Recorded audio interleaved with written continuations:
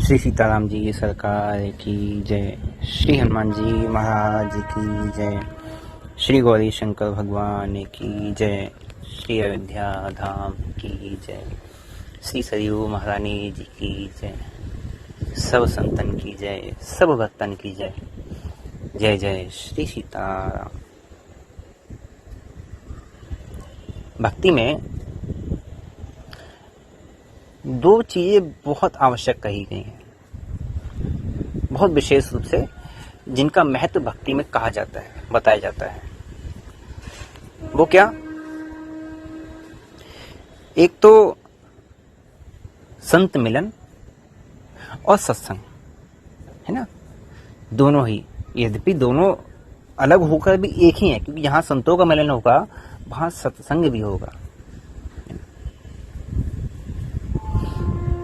बिनु सत्संग न हरि कथा, तेहि बिन मोह न भाग, है ना। बिना सत्संग के भगवान की कथा नहीं मिलती, और भगवान की कथा के बिना मोह की निवृत्ति नहीं होती। और जब तक मोह की निवृत्ति नहीं होती तो मोह हो गए बिन राम पद होई न दृढ़ अनुराग। जब तक मोह की निवृत्ति नहीं होती है तब तक राम जी के चरणों में अनुराग प्रेम नहीं होता। मोह की निवृत्ति ऐसे हम लोग अपने दैनिक जीवन में अभ्यास में पढ़ लें तो बस पढ़ते पढ़ते सीधे निकल जाएंगे। ये मोह की निवृत्ति क्या है? मोह कहाँ है? मोह संसार में जुड़ा हुआ है। जो राम जी ने विभीषण जी को जब शरण में लिया है तब जो बात कही है, जननी जनक बंधु सुत दारा, तन धन भवन सुहृद परिवारा, सबके ममता ताग बटोरी। ये जो ममता है ना, ये मोह है। इस मोह की निवृत्ति तो मोह हो गए बिन राम पद होई न दृढ़ अनुराग। ये सत्संग से होता है। और ये सत्संग कैसे प्राप्त होगा? सत्संग प्राप्त होगा राम जी की कृपा से, है ना। राम जी की कृपा से सत्संग की प्राप्ति होती है।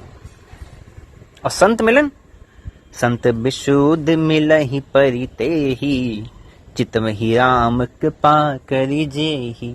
जब राम जी कृपा करके देख लेते हैं तब संत मिलते हैं। जब राम जी की कृपा हो जाती है तब सत्संग मिलता है ना। जैसे विभीषण जी को राम राम जपते हुए कितना समय हो गया? बहुत अधिक समय हो गया।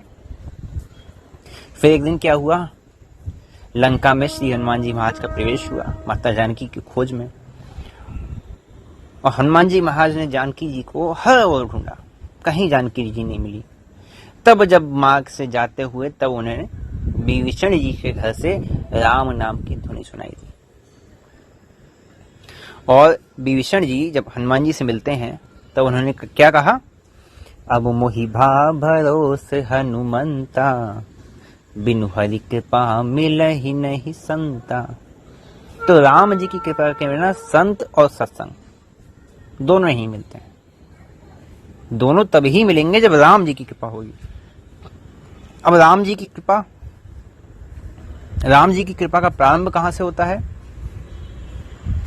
राम जी की कृपा से का प्रारंभ हो जाता है तभी जब हमें मानव शरीर मिल जाता है। अति हरि कृपा जाहि पर होई, पाँव देह एहि मार्ग सोई। और ये अति हरि कृपा हो जाती है जब राम जी की भक्ति में लग जाते हैं, जब इस मार्ग पे चलना प्रारंभ कर देते हैं। कृपा तो हो गई, शरीर मिला। कब हो करी करुणा न देहि, देत ईश बिनु हेतु स्नेही, साधन धाम मोक्ष कर द्वारा, पाई न जेहि परलोक सवारा। ये उनकी कृपा हो गई। और अतिशय कृपा क्या हुई? जब उन्होंने हमें अपने चरणों से लगा लिया। जो न तरे भवसागर, न समाज अस पाई, सो कृत निंदक मंदमती, आत्महान गति आई।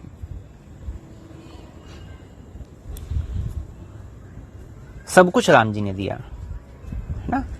मानव शरीर भी दे दिया, नाम भी दे दिया, संतों का मिलन भी दिया, सत्संग भी दिया, बुद्धि भी दी, विवेक भी दिया। जीवा नाम जप में लगी रहे ये चेष्टा करने वाली बुद्धि भी दी कि चलो किसी प्रकार इसको लगा के रखना है। इतनी बुद्धि राम जी ने दी, है ना। और इतना होने के बाद भी जो नहीं लगा, सो परत तो दुख बावै सिर धुनि धुनि पछताई, और काल ही कर्म ईश्वरी मिथ्या दोष लगाई। तो फिर वो भगवान को दोष देता है, अरे उन पर कृपा करी, हम पे कृपा नहीं करी। अपितु ऐसा नहीं है। अखिल विश्व यह मोर उपाया, सब पर मोर बराबरी दया। उनकी दया, उनकी कृपा सब पर है, लेकिन विशेषता कहाँ आती है? तिन में ही जो परि हरि मद माया, भजे ही मोह ही मन वच अरुकाया। जिसमें ये विशेषताएं आ जाती हैं तो पुरुष नपुंसक नारी वा जीव चराचर कोई, फिर वो कोई भी हो, सर्व भाव भजी कपट तजी, मोही परम प्रिय सोई। वो उन्हें परम प्रिय हो जाता है जब ये सब विशेषताएं उसके अंदर आ जाती हैं। अब राम जी ने अपनी प्राप्ति के लिए सब कुछ दे दिया है ना, हर प्रकार के साधन दे दिया। यदि आप लोगों के स्तर की बात कही जाए तो राम जी ने हर प्रकार का साधन दे रखा है, किसी भी साधन की उन्होंने कमी नहीं की है ना। तो हमें क्या करना है? हमें जितना शीघ्र हो सके, जितना जल्दी हो सके उस साधन में लग जाना है। समय का तो कोई भरोसा नहीं है ना। हमें ये जानना चाहिए, हमें ये समझना चाहिए कि राम जी ही हमारे जीवन के आधार हैं, और राम जी के बिना संसार में हमारे उद्धार का कोई दूसरा उपाय नहीं है। हमारी यदि कल्याण होगा तो केवल राम जी से होगा, दूसरा कोई मार्ग हमारे सामने नहीं है। केवल एकमात्र उनके आश्रय है कि प्रभु यदि मेरा कल्याण हो सकता है तो केवल आपकी कृपा से हो सकता है। इस प्रकार से उनकी आवश्यकता की अनुभूति होनी चाहिए। जो इस प्रकार से उनकी आवश्यकता अनुभव करता है ना, वो चाहे जीवन में कैसी भी परिस्थिति हो, वो उन्हें भुला नहीं सकता, उसे भगवान की विस्मृति नहीं होती है। जैसे भक्तराज ध्रुव है ना, ध्रुव जी ध्यान में मग्न थे। उस समय राक्षसों ने अनेक विघ्न किए, लेकिन वो विचलित नहीं हुए। भगवान के ध्यान में ही मस्त रहे, और भगवान ने उनको शीघ्र ही दर्शन दे दिया। ठीक है। अब ध्रुव जी को सतयुग में जप तप ध्यान इन सब का अभ्यास किया था ना, इन सब के अभ्यास से 5.5 महीने में भगवान मिल गए। ध्रुव जी को 5.5 महीने में भगवान का दर्शन हो गया।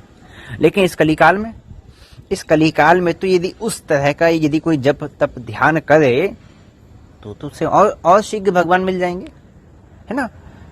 अब समझिए कि भगवान कैसे मिलेंगे है ना। अब उसे और शीघ्र भगवान मिल जाएंगे। जैसा स्कंद पुराण में भी कहा गया है कि सतयुग में 10 वर्ष का साधन है ना, त्रेता में उसी को 1 वर्ष में कर सकते हैं। सतयुग में 10 वर्ष, त्रेता में 1 वर्ष, द्वापर में 1 मास, लेकिन कलयुग में उतना ही साधन, उतना ही पुण्य केवल 1 दिन में हो जाता है। इसी प्रकार का जो श्लोक है वो हमें विष्णु पुराण में भी मिलता है ना, कि त्रेता युग में 1 वर्ष तक अनुष्ठान करने पर, द्वापर में 1 मास तक अनुष्ठान करने पर जो फल प्राप्त होता है वही फल कलिकाल में 1 दिन के अनुष्ठान से प्राप्त हो जाता है। अब यहाँ पर थोड़ा सा हिसाब किताब लगाया जाए तो हिसाब किताब लगाने पर ये देखा जा रहा है, ये पता चल रहा है कि ध्रुव जी को सतयुग में 5.5 वर्ष में भगवान मिल गए। तो उसका यदि हिसाब लगाया जाए तो ध्रुव जी की तरह साधन करने पर लगभग 3 घड़ी में भगवान मिल जाने चाहिए। एक समय का जो अनुपात देखा जाए तो उसके अनुपात में 3 घड़ी में भगवान मिल जाने चाहिए। लेकिन समस्या कहाँ है? समस्या ये है, अब कोई कहे कि भाई हम उनकी तरह श्वास रोकने में तो असमर्थ, हम कैसे करें? ध्रुव जी ने तो श्वास चढ़ा ली थी ना। ठीक है भाई, कोई बात नहीं। तो 3 घड़ी के स्थान पर बिना श्वास रोक के साधन करो तो 3 दिन में तो मिल जाने चाहिए भाई। 3 घड़ी से 3 दिन मान लीजिए कि भाई 3 दिन में भगवान मिल जाने चाहिए, श्वास को चलते रहने दो। ठीक। अब समस्या कहाँ है? अब कोई कहेगा कि भाई हम 3 दिन में यदि साधन करें तो 3 दिन एक पैर से खड़े भी नहीं रह सकते। ये भी तो समस्या है ना। चलो भाई, ये भी ठीक है। ऐसा करो, बैठ कर साधन कर लो। तो बैठ के यदि उस प्रकार से साधन करोगे तो 3 दिन की जगह 6 दिन में भगवान मिल जाएंगे। 3 दिन की जगह 6 दिन में तो मिल जाएंगे। अब समस्या कहाँ आ गई? तो समस्या आ गई कि भाई तो फिर भूख प्यास निद्रा इन सब का पूरी तरह त्याग नहीं कर सकते 6 दिन के लिए, है ना। तो चलो भाई इसमें भी छूट दे दी गई। छूट क्या दे दी गई कि चलो कोई बात नहीं, इन सब का त्याग मत करो, है ना।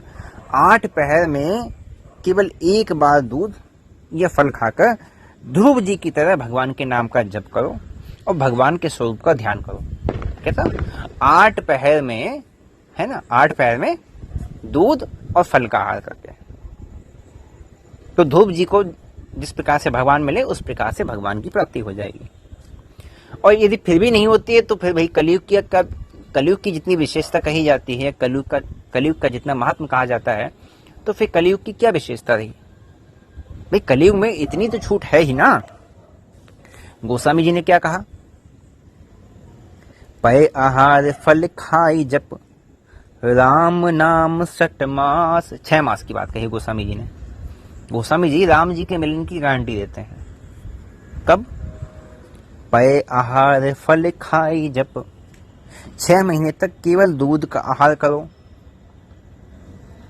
6 महीने तक केवल या तो दूध का आहार किया जाए या फिर फल खाकर राम नाम का जप किया जाए। पय आहार फल खाई जप राम नाम 6 मास, 6 महीने। सकल सुमंगल सिद्धि सब करतल तुलसीदास। तो गोस्वामी जी कहते हैं यदि ऐसा हो तो जितने सुमंगल कहे गए हैं, जितने प्रकार के मंगल विधान कहे गए हैं, जितनी प्रकार की सिद्धियां कही गई हैं, सब तुम्हारे करतलगत हो जाएंगी। करतलगत का अर्थ होता है मुट्ठी में, ना? सब तुम्हारी मुट्ठी में जाएंगे, अर्थात बिना तुम्हारे चाह ही सब कुछ अपने आप ही तुम्हें प्राप्त हो जाएगा। तो इसमें जो सबसे जो प्रधान बात है वो ये है कि कुछ भी ना बन सके तो कम से कम 6 महीने तक तो लगातार भगवान के भजन का जो एक निरंतरता है वो टूटनी नहीं चाहिए। और वो जो भजन ध्यान है वो सकाम मतलब सांसारिक पदार्थों के लिए नहीं होना चाहिए, केवल भगवान की भक्ति के लिए उन 6 महीनों का भजन विश्वास पूर्वक निष्काम भाव से केवल भगवान की भक्ति के लिए होना चाहिए, है ना। बाकी जो भूख प्यास ये सब लगती रहती है, तो जितना इन पे ध्यान जाएगा उतना ही ये आपको परेशान करेंगी।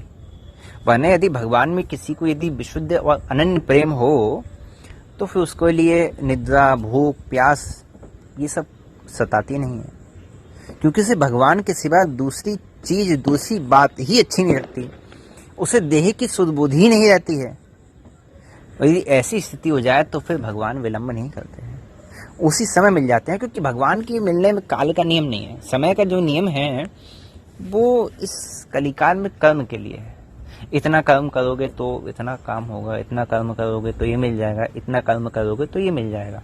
लेकिन भगवान काल के नियम में नहीं बंधे हैं, भगवान समय की सीमा में नहीं बंधे हैं। भगवान के लिए केवल भगवान से मिलने की तीव्र लगन और इच्छा ये होनी चाहिए। लगन लगन सब कोई कहे, लगन कहावे सोए। सब कहते हैं भाई लगन लग गई, लगन लग गई, लगन लग गई, लेकिन लगन कहते कैसे हैं? लगन कहावे सोए। लगन कैसे कहते हैं? नारायण जिस लगन में तन मन दीजे खोए। जिस लगन में शरीर और मन दोनों की सुधि नहीं रहती है उसे कहते हैं लगन लग जाना, है ना। सागर वंश में एक महाराज हुए थे विश्वसह। उनके पुत्र थे खटांग। उनके पुत्र थे खटांग। जब आयु का समय व्यतीत हो गया बहुत अधिक, तो एक दिन उन्होंने देवताओं से कहा, है ना, जब समय उनको पूरा होने पे आ गया तो उन्हें लगा कि ठीक है स्वास्थ्य खराब है, हो सकता है मैं ठीक हो जाऊं, लेकिन फिर भी एक बार पूछने में कोई बात नहीं है। तो उन्होंने कुल देवता का स्मरण किया और देवताओं से पूछा कि मेरी आयु कितनी शेष है। तो देवताओं ने कहा कि तुम्हारी आयु अब से केवल 2 घड़ी ही शेष है, 2 घड़ी ही तुम्हारी आयु शेष बची है। तुरंत क्या किया उन्होंने, जितने काम थे सब कामों को छोड़कर उस 2 घड़ी के लिए पूर्ण रूप से भगवान के ध्यान में ही चले गए। उस 2 घड़ी के लिए उनमें भगवान के प्रति इतनी लगन लग गई कि उस 2 घड़ी में ही भगवान का साक्षात्कार उनको हो गया, भगवान की प्राप्ति होगी, भगवान का दर्शन उन्हें हो गया, केवल उस 2 घड़ी में। क्योंकि भगवान के मिलने के लिए समय की कोई बाध्यता नहीं है। अब ये तो बात हो गई सतयुग की, है ना। अभी तो कलयुग चल रहा है। ध्रुव जी को तो फिर भी 5.5 वर्ष लग गए, लेकिन उन्होंने, है ना, खटांग जी को केवल 2 घड़ी में भगवान की प्राप्ति हो गई। तो भगवान की प्राप्ति के लिए समय की कोई बाध्यता नहीं है, समय की आवश्यकता नहीं है, केवल उनसे मिलने की तीव्र इच्छा होनी चाहिए। जैसे कोई आदमी पैर फिसल जाए और पैर फिसल के नदी के पानी में डूबने लगे, तैरना आता नहीं हो, तो बाहर निकलने के लिए कितना छटपटाएगा कि बस किसी प्रकार से बस बाहर निकल जाऊं। उस समय उसके पास, उसके जीवन में केवल एक ही लक्ष्य होगा, किसी प्रकार से बाहर निकल जाऊं। उस समय यदि मान लीजिए उसको रसगुल्ले, रसमलाई, पूड़ी, कचौड़ी, हलवा उसको बहुत पसंद है, उस समय कोई इससे कहे कि लो भाई खा लो, फेंक देगा, नहीं खाना। मान लीजिए धन का लोभी है, ठीक है, धन का लोभी है, कोई उसे थोड़ा सोना दे दे, रुपए पैसे दे दे कि लो भाई ये रख लो, उस समय क्या करेगा, धन भी फेंक देगा, नहीं चाहिए, बस मुझे किसी प्रकार यहाँ से बाहर निकाल दो, मुझे बस किसी प्रकार से बस यहाँ से तुम बाहर निकाल दो। उसके हृदय में केवल एक इच्छा होगी, उस एक इच्छा के लिए ही वो व्याकुल रहेगा, उसी एक इच्छा की पूर्ति के लिए ही छटपटाता रहेगा कि बस मुझे किसी प्रकार से बाहर निकाल दो। उसकी ये जो बाहर निकलने की जो छटपटाहट है ना, ये जो तीव्रता है, इसी का नाम तीव्र इच्छा है। इसी तरह जिसकी इस संसार से बाहर निकलने की तीव्र इच्छा हो जाती है, भगवान से मिलने की जिसकी तीव्र इच्छा हो जाती है, और भगवान ही जिसका एकमात्र लक्ष्य होते हैं, भगवान उससे भवसागर से पार कर देते हैं, उसमें समय नहीं लगता, है ना। राम जी के विरह में देखिए भरत जी कैसे व्याकुल हो गए, है ना। भरत जी राम जी के विरह में जब 14 वर्ष पूर्ण होने पर आ गए और राम जी का कोई समाचार नहीं मिला, तो भरत जी के मन में अभी तक तो एक इच्छा थी, एक लालसा थी कि भाई 14 वर्ष पूरे होंगे तो राम जी का दर्शन हो जाएगा। अब जब उन्होंने देखा कि आज 14 वर्ष का अंतिम दिन है और राम जी की कोई सूचना नहीं है, अब तो उनका हृदय विवल हो गया, व्याकुल हो गया। अरे मैंने किसी प्रकार 14 वर्ष तो धैर्य धारण किया, लेकिन अब मुझसे एक दिन का भी, एक घड़ी का भी धैर्य नहीं धारण होगा। व्याकुल हो गए, इतने व्याकुल हो गए कि प्राण त्यागने की पूरी तैयारी हो गई, चिता सजा दी गई, है ना। गोस्वामी जी भरत जी की दशा का बड़ा सुंदर वर्णन करते हैं। राम विरह सागर में भरत मगन मन होत, विप्र रूप धरि पवन सुत आई गए जनुपोत। उसी समय हनुमान जी महाराज पहुंचे, राम जी के आने का समाचार दिया, तब जाके भरत जी को सांत्वना हुई। तो जिस प्रकार जैसे मछली हो ना, मछली को जल से बाहर निकाल दो तो वो जल के लिए तड़पने लगती है, ऐसी जो तड़प है ये भगवान के लिए होनी चाहिए। यदि हम लोग अपना मंथन करें तो लगेगा क्या कि ऐसी तड़प है हमारे में भगवान के लिए? नहीं लगेगा, क्योंकि नहीं है। भाई मछली तो जल के वियोग में तड़प के मर जाती है, जल को उसकी कोई परवाह नहीं है, क्योंकि जल को उसकी आवश्यकता नहीं है। लेकिन राम जी तो ऐसे नहीं है ना, जल तो जड़ है लेकिन राम जी तो जड़ नहीं है ना, वो चेतन है, वो प्रेम करना जानते हैं, है ना। उनकी तो ये प्रतिज्ञा है ना, ये यथा माँ प्रपद्यन्ते तांस तथा भजाम में हम सकृदेव प्रपन्नाय त्वास्मिति चायचते अभयम सर्वभूतेभ्यो। तो उनकी प्रतिज्ञा है कि भाई तुम मेरा जैसे भजन करोगे उसी प्रकार से मैं भी तुम्हारा भजन करूंगा। ऐसे चातक है ना, चातक पूर्णिमा का जो चंद्रमा होता है वो जब तक छुपता नहीं है तब तक चातक एक टक बस उसकी ओर देखता रहता है, देखता रहता है, देखता रहता है। उसी प्रकार भगवान का नित्य निरंतर उसी प्रकार से बस एक टक रूप से बिना पलक झपकाए बस भगवान के स्वरूप का दर्शन, बस भगवान को देखते रहो, देखते रहो, प्रेम से भगवान का दर्शन करो। इस प्रकार से भी भगवान सहजता से मिल जाते हैं। क्यों? क्योंकि अनन्य रूप से भगवान में लग गए ना, अनन्य रूप से भगवान में लग गए। बस अब कुछ नहीं दिख रहा, बस अनन्य रूप से। जैसे चातक है ना, पूर्णिमा के चंद्रमा को बस देखता रहता है, देखता रहता है, निहारता रहता है और उसे कुछ दिखाई नहीं देता। उसी प्रकार से बस अनन्य भाव से, है ना, भगवान का दर्शन, इस प्रकार से भी भगवान की प्राप्ति हो जाती है। भगवान कहते हैं ना कि जो मुझको अनन्य भाव से, अनन्य होकर जो मेरा स्मरण करता है, मैं उसको सहज प्राप्त हो जाता हूँ। अब चातक है भाई, उसके लिए तो चलिए ठीक है, कोई कहे कि भाई चंद्रमा सामने है ना, इसलिए उसे देखना सुगम है। ठीक है भाई, चंद्रमा सामने है, उसके लिए देखना सुगम है। लेकिन यहाँ पे एक बात विचार करने वाली ये है कि भगवान यदि सामने हो तो उनको देखना, उनका दर्शन करना क्या सुगम है क्या? ये भगवान दूर हो तो वो दूर हो तो उनको देखना बहुत दुर्गम है ना। भाई प्रहलाद जी को आप देखिए, ठीक है, प्रहलाद जी से भगवान निकट थे, लेकिन प्रहलाद जी को भगवान की ऐसी स्मृति थी, इतना उनका स्मरण भगवान में था, इतना उनका चित्त भगवान में लगा हुआ था कि उन्हें सर्वत्र भगवान का दर्शन होता था। जब हिरण्यकश्यप पूछता है ना कि इस खंभे में भगवान है, तो वो कहते हैं हाँ मुझे दिख रहा है। भगवान ना होते हुए भी, प्रत्यक्ष में ना होते हुए भी प्रहलाद जी को प्रत्यक्ष दर्शन हो रहा है। और दुर्योधन सामने भगवान है लेकिन फिर भी उसको भगवान का दर्शन नहीं हो रहा, सामने होते हुए भी भगवान का दर्शन नहीं हो रहा। तो हम लोग को क्या करना है?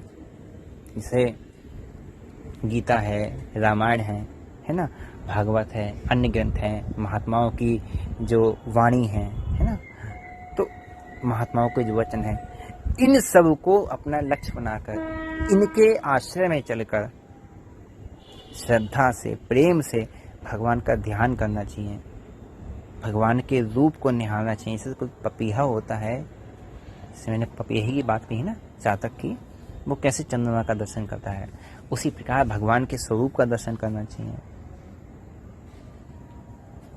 चातक को क्या चाहिए होता है ना, स्वाति नक्षत्र की एक बूंद उसे चाहिए होती है, और उस एक बूंद के लिए चाहे आकाश में जितने बादल हों, वो उन सब बादलों को देखकर बस एक ही बात कहता है, पीऊं पीऊं, कि बस मुझे एक बूंद पीने को मिल जाए, भले ही वो बादल उसको जल दे या नहीं दे, वो बरसे चाहे ना बरसे, उसको उसकी अपेक्षा नहीं होती है, लेकिन उसका भाव हर परिस्थिति में एक समान होता है कि बस उस एक बूंद का उसको इंतजार है।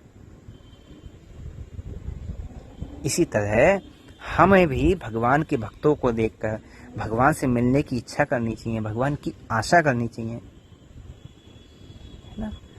चातक पर जब ओले गिरते हैं, उसका पंख लहूलुहान हो जाते हैं, मुख से भी रक्त बहने लगता है, लेकिन उस परिस्थिति में भी वो उस बूंद का आश्रय नहीं छोड़ता। तो जीवन में चाहे जितनी परिस्थिति खराब हो जाए, जितने भारी कष्ट हो जाए, जो भगवान का भक्त है वो भगवान के चरणों का आश्रय किसी भी परिस्थिति में नहीं छोड़ता, वो भगवान के चरणों की ही आस लगाया रहता है ना।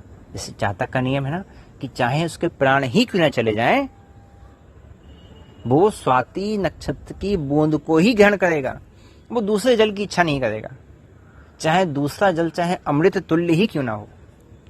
इसी प्रकार साधक को, भगवान के भक्त को, भगवान के अतिरिक्त संसार के किसी भी अन्य पदार्थ की कामना नहीं करनी चाहिए, चाहे वो कितना भी उत्तम से उत्तम ही क्यों ना हो, कितना भी उत्तम से उत्तम क्यों ना हो। इस प्रकार से भगवान का भजन करने पर, भगवान का ध्यान करने पर भगवान सरलता से और सहजता से प्राप्त हो जाते हैं। अभी कहा ना कि ये यथा मां प्रपद्यन्ते तांस्तथा भजामि, जो जिस प्रकार से मेरा भजन करता है मैं भी उस प्रकार से ही उसका भजन करता हूं। कहते हैं ना भगवान कि जिस प्रकार से जितने व्याकुल तुम रहोगे उतने ही व्याकुल हम भी रहेंगे तुमसे मिलने के लिए, तुम्हें प्राप्त करने के लिए। श्री राम जी जब हनुमान जी को भक्ति की बात कहते हैं तो क्या कहते हैं, समदर्शी मोहि कह सब कोई, लेकिन सेवा का प्रिय अनन्य गति सोई। सब कहते हैं कि ठीक है राम जी जो है समदर्शी हैं, सबको एक समान दृष्टि से देखते हैं, राम जी की दृष्टि में सब समान है। लेकिन राम जी कहते हैं देखो हनुमान ऐसी बात नहीं है, सेवक प्रिय अनन्य गति सो। जो अनन्य गति है जिसको मेरी, जो मेरा अनन्य सेवक है, सेवक प्रिय वो मुझे प्रिय है। सेवक प्रिय अनन्य गति सो, जिसको मेरा अनन्य आश्रय है वो मुझे परम प्रिय है। सो अनन्य जाके असी मति न टरे हनुमंत, मैं सेवक सचराचर रूप स्वामी भगवंत। तो ये राम जी की भक्ति का मार्ग है। जैसे राम जी क्या देखते हैं, विशुद्ध प्रेम, केवल विशुद्ध प्रेम, है ना। जैसे माता शबरी, क्या था उनमें, पढ़ी लिखी थी, विद्वान थी नहीं थी ना, जाति से भी अत्यंत हीन। जब राम जी से मिलती हैं तो राम जी से क्या कहती हैं कि हे विधि स्तुति करूं तुम्हारी, अधम जाति में जड़ मति भारी। अधम ते अधम अधम अति नारी, तिनमय मैं मति मंद आधारी। मैं तो ऐसी हूं, अधम से अधम हूं। तो राम जी क्या कहते हैं, कह रघुपति सुन भामनी बाता, माया हूं एक भगति करनाता। मैं संसार के से प्रपंच नहीं देखता, किसका जाति ऊंची है, किसका कुल ऊंचा है, कौन ज्यादा गुणवान है, किसमें ज्यादा दोष है, नहीं। मैं तो केवल हृदय का प्रेम ही देखता हूं, उसके हृदय का विश्वास ही देखता हूं, है ना। तो माना हूं एक भगति कर नाता, मैं केवल एक भक्ति के नाते को ही मानता हूं।